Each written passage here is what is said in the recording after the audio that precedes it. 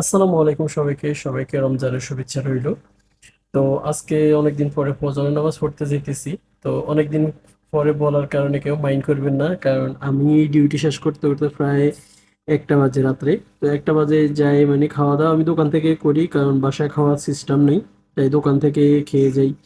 তো যাওয়ার পরে গোসল টোসল করে মানে একটু রেস্ট করতে তো ঘুম চলে আসে। প্রত্যেকদিনই নিয়ত করি মানে ফজর নামাজ পড়বো, কিন্তু অনেক টাইম থাকে ফজর নামাজের, এখানে ঘুমাই যাই।